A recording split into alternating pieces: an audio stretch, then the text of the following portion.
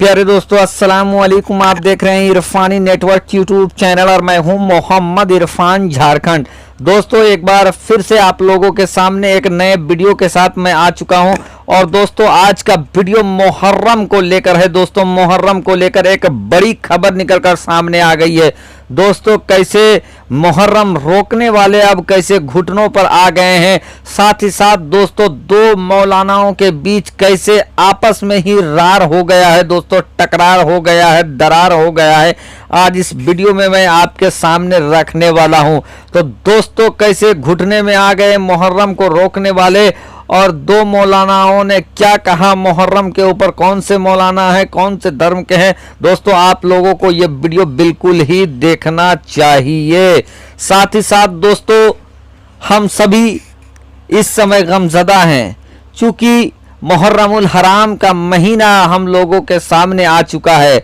और मुहर्रमुल हराम के महीने के आते ही दोस्तों, सभी मुसलमानों के आंख नम हो जाते हैं, चूँकि सरवरे अंबिया प्यारे आका मोहम्मद मुस्तफ़ा सल्लल्लाहु ताला अलैहि वसल्लम के नवासे को दोस्तों किस कदर करबला के दस्त में प्यासा शहीद कर दिया गया था।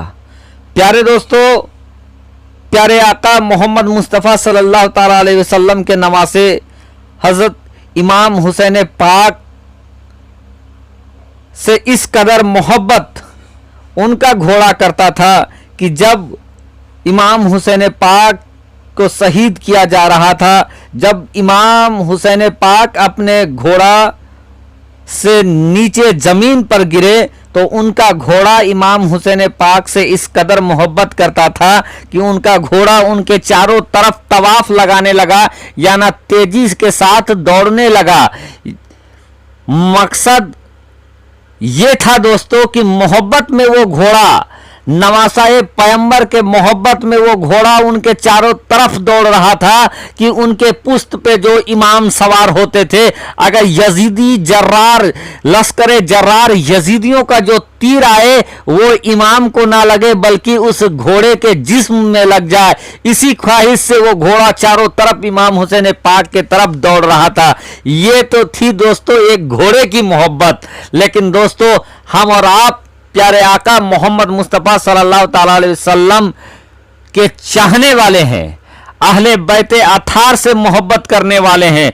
तो एक मुसलमान और मुहर्रम का रिश्ता क्या होगा आप समझ सकते हैं इससे। प्यारे दोस्तों, पूरा मामला उत्तर प्रदेश से निकला। सबसे पहले उत्तर प्रदेश में जो गाइडलाइन निकला उससे निकला दोस्तों पूरा मामला। उत्तर प्रदेश के डीजीपी ने मुहर्रम के ऊपर गाइडलाइन जारी किया और उस पर कुछ ऐसी बातें लिखी जिन बातों के ऊपर सिया कम्युनिटी ने भारी बवाल काटा और बहुत ही बड़ा गुस्सा दर्ज कराया, नाराजगी दर्ज कराया। इसका आलम यह हुआ गुस्सा का दोस्तों, उत्तर प्रदेश के मुख्यमंत्री के साथ साथ केंद्रीय मंत्री राजनाथ सिंह के सामने भी गुस्सा दर्ज कराया गया। सरकार ने इसको इतनी गंभीरता से लिया कि उत्तर प्रदेश के मंत्री मोहसिन रजा सियाओं के धर्मगुरु कल्बे जव्वाद से मिलने आए, मामला को शांत करना चाहा। और उसके बाद दिल्ली भ्रमण के वक्त कल्बे जव्वाद जो कि सियाओं के धर्मगुरु हैं, उन्होंने फोन लगाया सीएम उत्तर प्रदेश को और उनके फोन लगाने के बाद उत्तर प्रदेश के डीजीपी का भी फोन आ जाता है कल्बे जव्वाद को और ये कहते हैं कि जो हमने कहा है उन बातों को और ऐसी बातें आइंदा नहीं होगी, तो आप लोग अपने तमाम जो विरोध है उसको खत्म कर दीजिए और आइंदा हम ध्यान देंगे कि किसी भी तरीके का ऐसे शब्दों का इस्तेमाल ना हो जिससे कि सिया कम्युनिटी का मन आहत हो, दिल आहत हो और मुहर्रम के ऊपर, मुहर्रम के हुर्मत के ऊपर कुछ गलत बयानबाजी हो। दोस्तों, इसके बाद मौलाना कल्बे जव्वाद ने अपने द्वारा जो घोषणा किया था कि जब तक डीजीपी माफी नहीं मांगेंगे, गाइडलाइन को वापस नहीं लेंगे, तब तक कोई भी मुसलमान शांति समिति के बैठक में नहीं शामिल होगा। उन्होंने इस घोषणा को वापस ले लिया और उन्होंने कहा कि अब मुसलमान कोविड के गाइडलाइन को मानते हुए मुहर्रम का पर्व करे।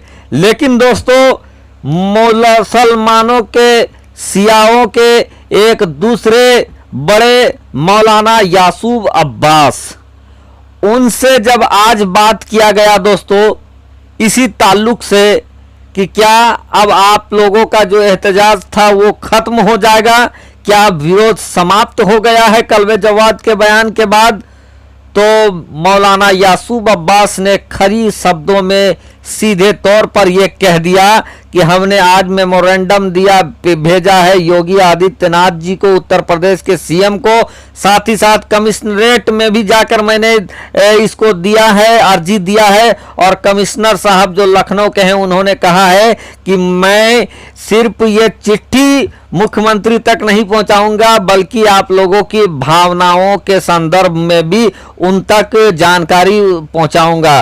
उसके बाद जब कलवे जवाद वाली सवाल को किया गया कि उन्होंने अपने द्वारा जो ऐलान किया गया था उस चीज को उन्होंने वापस ले लिया है, तो एक तरीके से भड़कते हुए नजर आए मौलाना यासूब अब्बास और उन्होंने कहा कि डायरेक्टर जनरल ऑफ पुलिस ने जिन शब्दों का इस्तेमाल किया था वो उसी तरीके का है कि जैसे कि कोई आपको सरेआम बेइज्जत करता है, कोई आपके इज्जत को सरेआम कीचड़ लगाता है, खेलता है और उसके बाद वो इंसान घर के बंद कमरे में जाकर माफी आपसे मांग ले।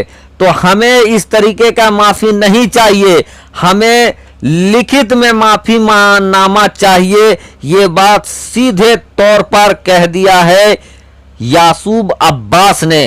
तो दोस्तों, अब माफी से कम कुछ नहीं चाहिए मुसलमानों को, आप ये भी समझ सकते हैं। दोस्तों, एक तरीके से ये लग रहा था कि मौलाना कलवे जवाद की अपील के बाद कि पूरा ये मामला शांत हो जाएगा, खत्म हो जाएगा, लेकिन यासूब अब्बास ने ये कहते हुए मामले को जिंदा रखा है कि जब तक डीजीपी साहब का खुले तौर पर लिखित पे माफी नामा नहीं आता है हम लोग नहीं मानेंगे। और उसके बाद उन्होंने ये कहा है कि कोविड के गाइडलाइन को तो हम लोग मानेंगे लेकिन ताजिया भी बनेगी और बहुत जगह पर ताजिया बन भी रहा है और उसको निकाला भी जाएगा, लेकिन तादाद ज्यादा भीड़ भाड़ वाली नहीं होगी, लोग कोरोना के गाइडलाइन को मानेंगे। तो दोस्तों, मैं भी अपने जानिब से अपील करूंगा कि इस मुहर्रम कोविड के गाइडलाइन को माने और दोस्तों भीड़ भाड़ में ना जाए, साथ ही साथ वैक्सीन जरूर लगाएं और अपने जीवन को सुरक्षित करें।